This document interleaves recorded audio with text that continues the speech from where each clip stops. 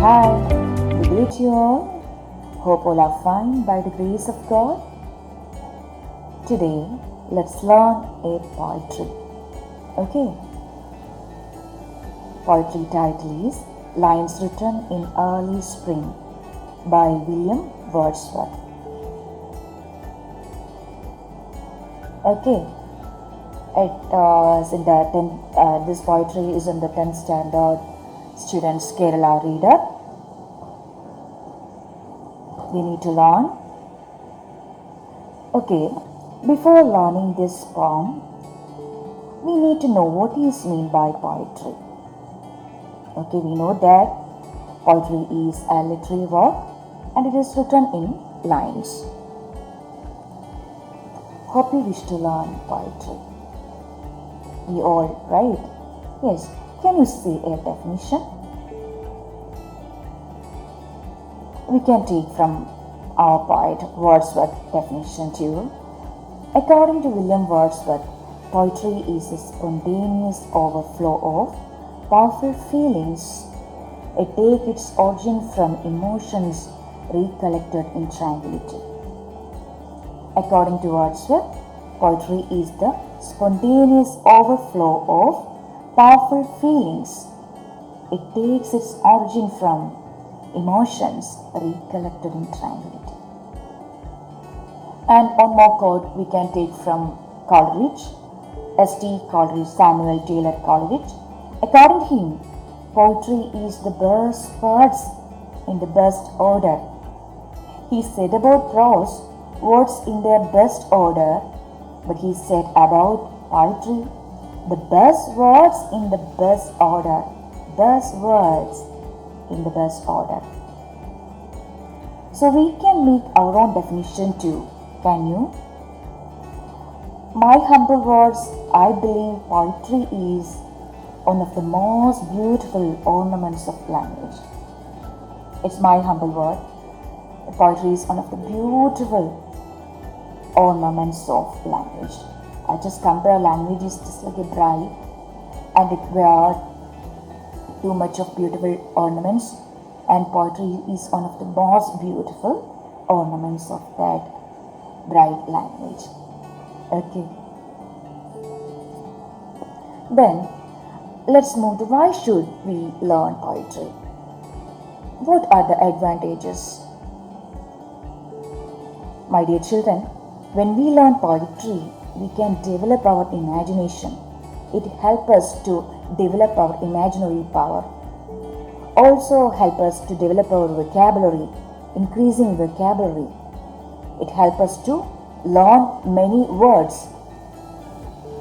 And it develop our aesthetic nature. What is meant by aesthetic nature? The quality of beauty, right? Appreciation of beauty. It helps us to develop our appreciation of beauty. We can appreciate the things and intensity of emotions. Okay. Then it is a good way to strengthen our memory.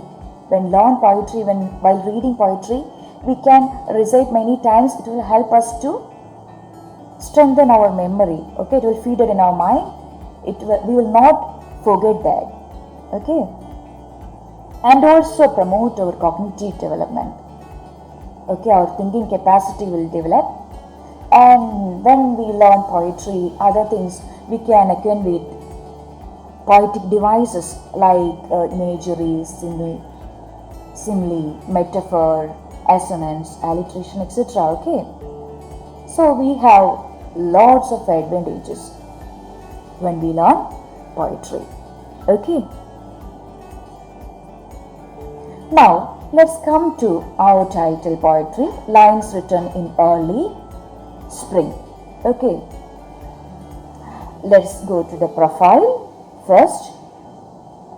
William Wordsworth, aged 1717-1850, was a major English romantic poet. Lyrical Ballads, a collection of poems written by William Wordsworth and Samuel Taylor Coleridge, made him a major figure in the literary circle. He became poet laureate in 1843. His famous works include Daffodils, Lucy Gray and the Prelude,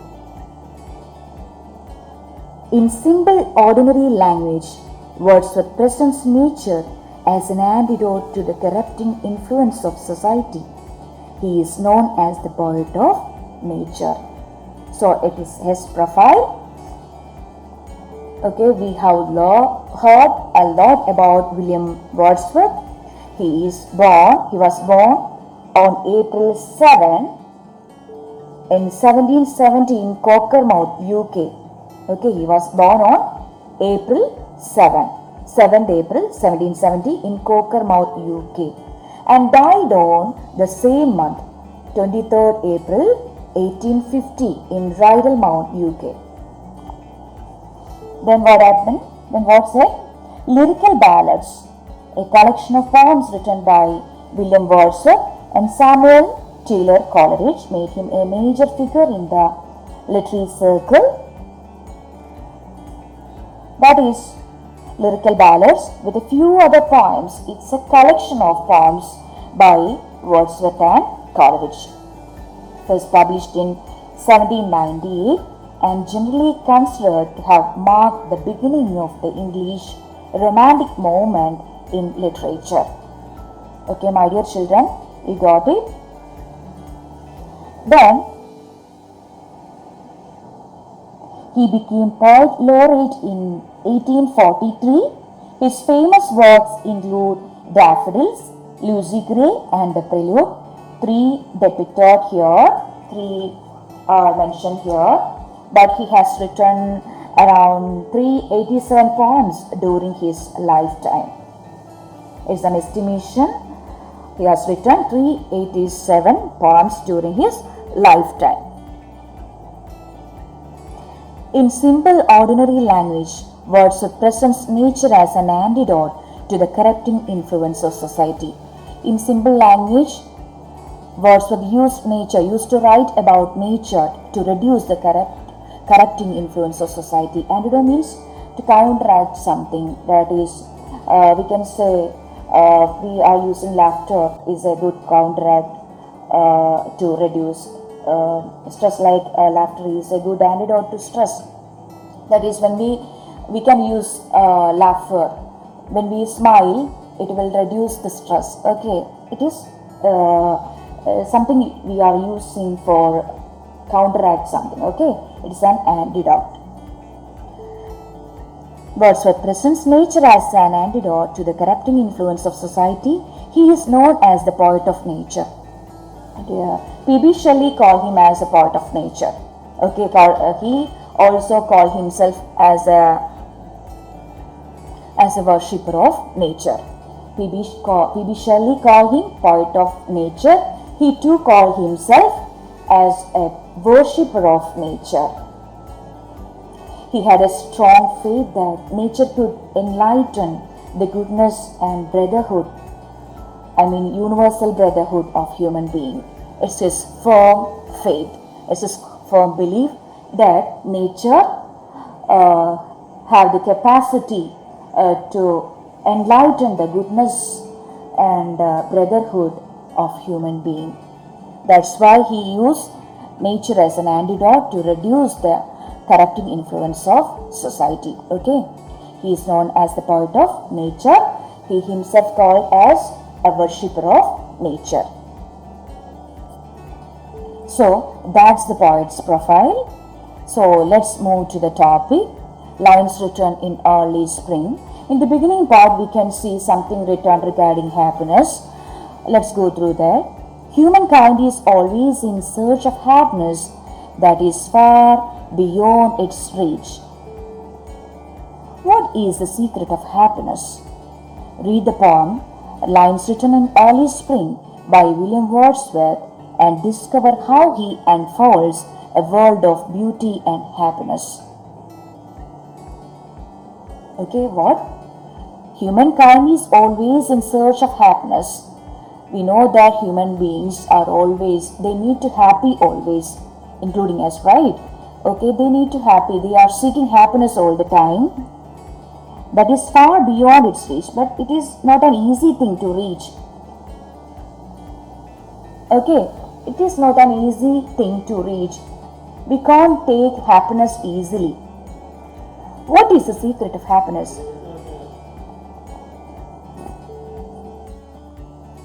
One thing comes to my mind. Thomas Hardy once says, happiness is an occasional episode in the general drama of pain. One time he said, happiness is an occasional episode in the general drama of pain.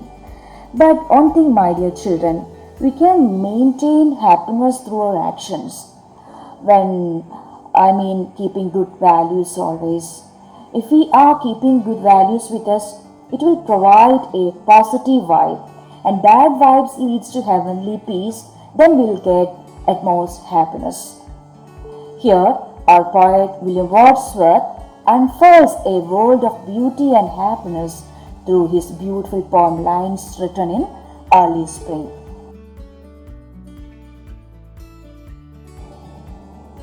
Let's recite.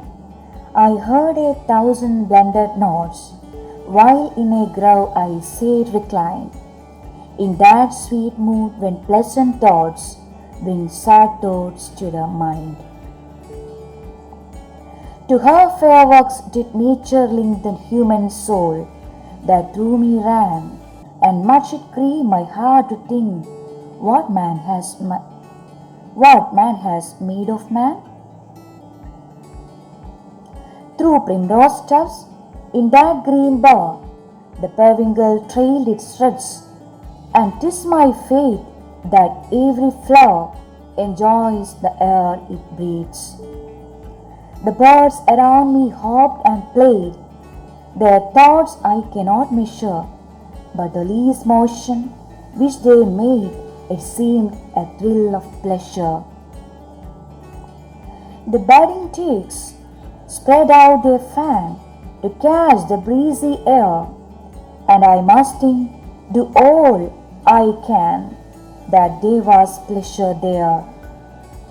If this belief from heaven be sent, if such be nature's holy plan, have I no reason to lament what man has made of man?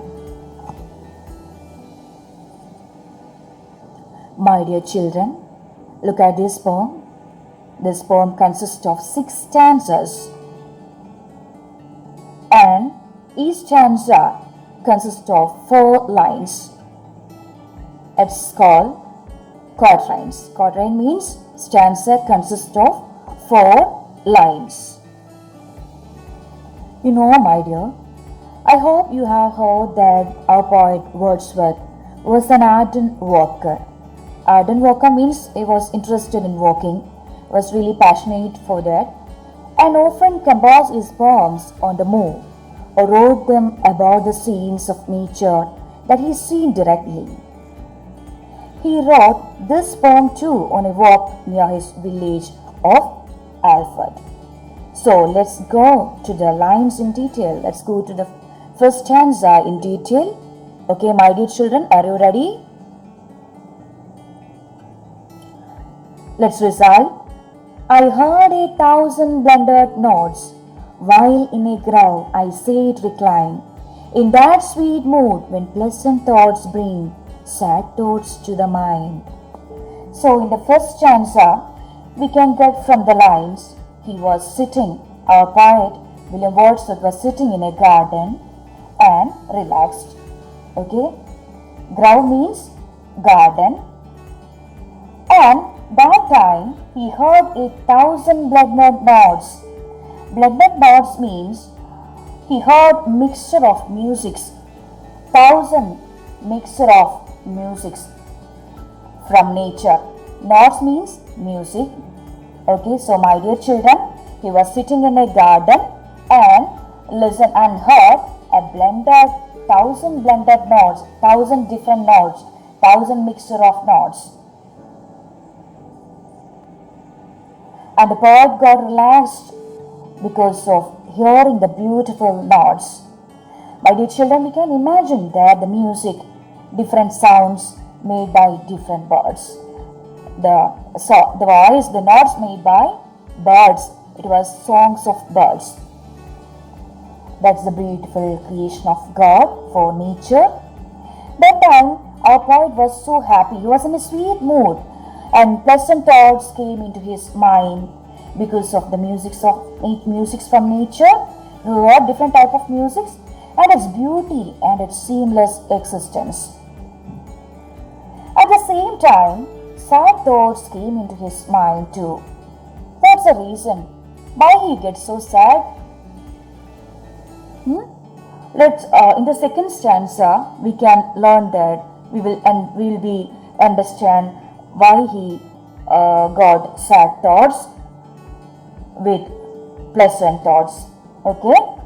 In the first stanza we learn he was in a garden. He was sitting in a garden and heard different sounds of birds, thousand blended notes, and he was very happy.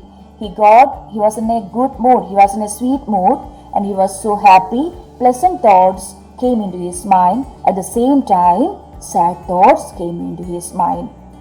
Let's see why he got sad in the next stanza. Let's move to the next stanza, my dear children. Let's recite. To her fair works did nature link the human soul, that through me ran, and much it grieved my heart to think what man has made of man. To her fair works did nature link the human soul, that through me ran, and much it grieved my heart to think what man has made of man.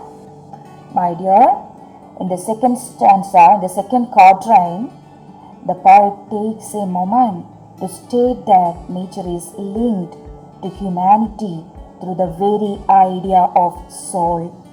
And it was one of his principal philosophies that it was man's innate state to be close to nature. It was one of his principal philosophies that man's innate state to be close to nature. Here the poet feels sad about the relationship between man and man. Nature is linked to all the souls of human beings. The poet feels sad thoughts while enjoying the beauty of nature. Nature is a beautiful holy plan of God. We know that nature is the creation of God. We all are the creation of God. So he was so sad because he was grieved. He has been grieved. Okay, he mourns over man, what man has do to man, what man has done to man in the face of nature. So in the second stanza, his sweet mood, his sweet moments of pleasant mood, pleasant thoughts leads him to deeper thoughts, those associated with the nature of humankind, and he mourns, he laments over man has done to man. Was really sad because of what man has done to man in the face of nature, which contains all of us. My dear children, hope you understood what's in the second stanza. So let's move to the third stanza now.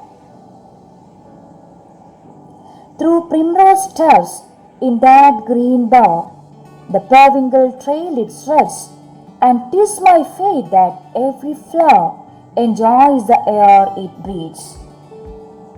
Recite again.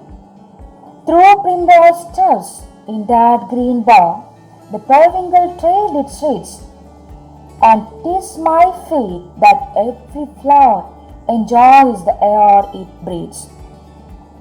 Dear children, the third stanza, we can see nature as a living thing again. Through he used the verbs like trailed. Trail means came behind. And through primrose tufts, primrose means yellow flowers, yellow rose. Collection of yellow roses, collection of primrose. Tufts means collections, bunches of flower. You can see tufts means bunches, primrose means yellow rose. To primrose tufts in that green bower, it was greenery there. The periwinkle trailed its rest. Periwinkle means 5-petaled blue color flower. The flower has 5 petals and in blue color. Okay? And 'tis my fate that every flower enjoys air it breathes. And it is his, 'tis my fate. 'Tis, T-I-S, 'tis means it is. It is the poet's fate that every flower enjoys the air it breathes. My dear children, in the in this stanza, we can see nature as a living thing again. We can understand through the verbs used. They are like trailed for periwinkle and breathes for the flowers. The flowers are breathing and the periwinkle trailed behind that. Okay, so dear children, here we can see each flower enjoys the moments, means, and it finds happiness through even they breathe the air. That's the poet's belief. He believed that even each flower enjoys the moments. So, poet says that man should be like that. We need to find happiness with what we have. Find happiness with what we have.